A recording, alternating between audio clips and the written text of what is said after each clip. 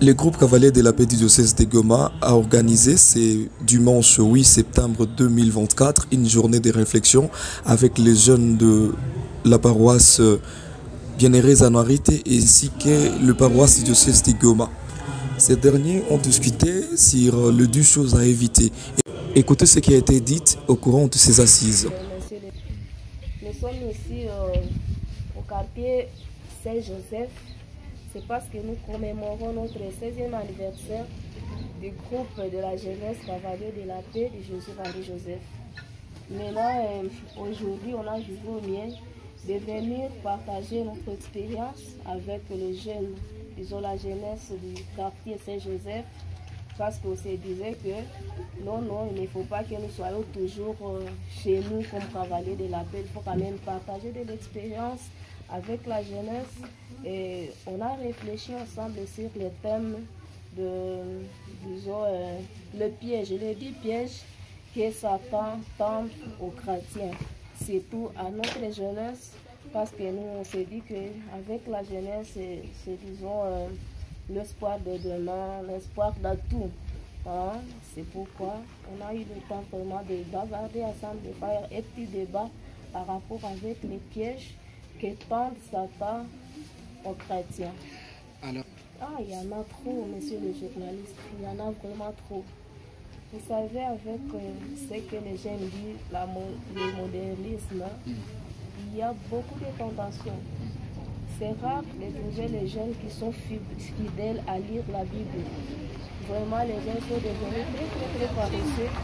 Ils se disent non, la Bible est réservée aux vieux, la Bible n'a pas d'ailleurs de l'importance. Ils prennent la Bible à la légère. Mais on s'est dit, on ne peut pas aller nulle part spirituellement sans lire, sans écouter la parole de Dieu. Il y a aussi le problème des téléphones, les réseaux sociaux. Donc les jeunes sont trop concentrés à ça et ils manquent même le temps de prier. Ils manquent même le temps de faire ce qui est essentiel pour eux. Même les gens échouent à l'école parce qu'ils sont concentrés dans, disons, WhatsApp et autres. Et on s'est dit, ça c'est vraiment effrayant, c'est vraiment un sérieux problème. Parce que sans la prière, on ne peut pas aller nulle part. Quand on est concentré dans les choses qui sont futiles, donc là on devient, disons, inutile à la société, inutile à l'église. On devient vraiment même inutile à soi-même parce qu'une vie sans Jésus n'existe même pas. Et les journalistes, nous, pratiquement, on s'est dit que ça ne sera pas l'enseignement qui est comme une monotonie là, non. On s'est dit, on préfère faire un débat pour que les jeunes s'expriment aussi. Les jeunes ont leurs problèmes, les jeunes ont, disons, beaucoup de difficultés. Maintenant, face à un thème pareil, on s'est dit, il y aura un échange entre les jeunes et nous face à ce thème pour que les jeunes aussi s'expriment. Pourquoi ils ne lisent pas la Bible? Pourquoi ils sont paresseux à la prière? Pourquoi ils sont trop concentrés au téléphone?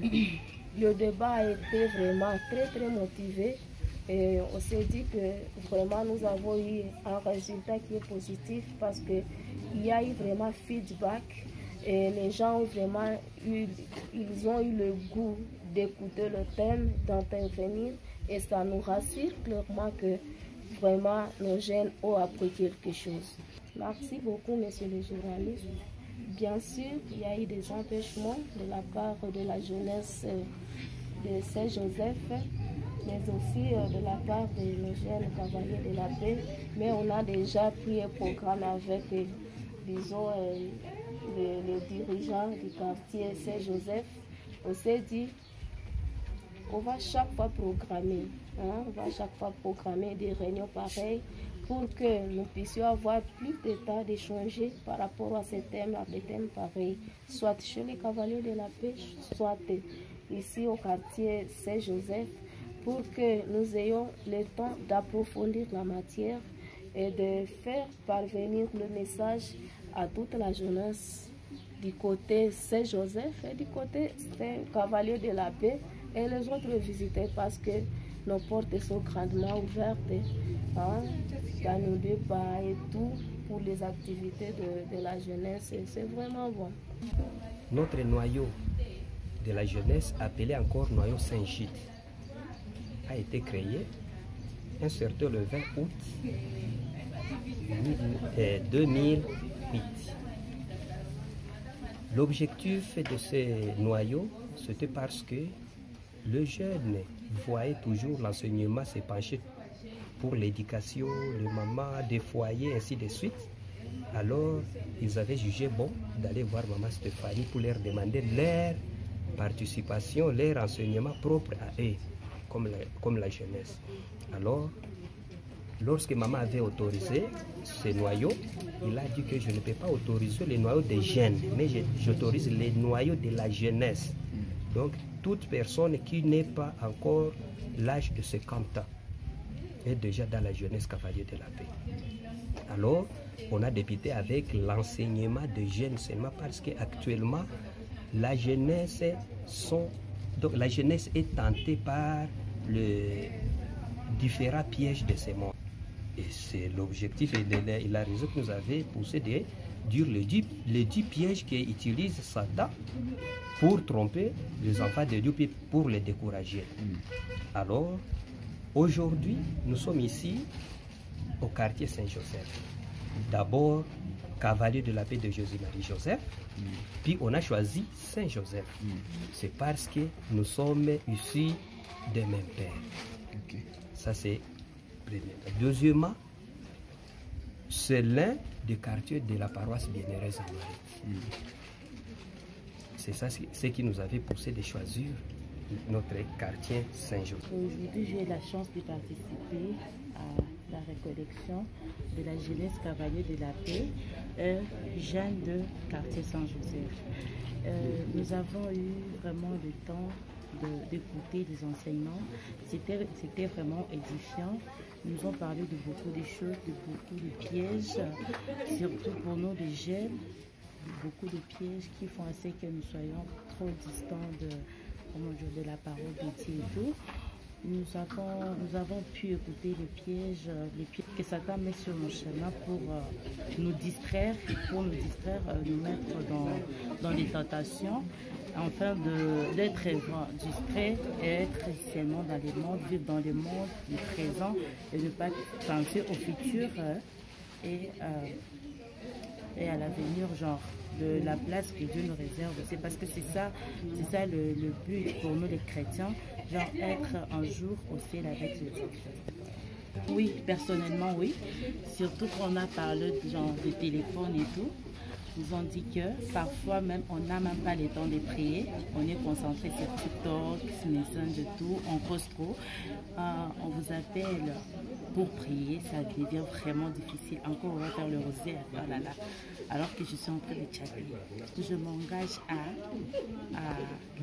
à faire le plus important, genre ce qui est plus nécessaire. Et c'est moi je trouve plus nécessaire, c'est la prière, lire la Bible et enseigner les autres, les gens qui ne savent pas encore la parole de Dieu.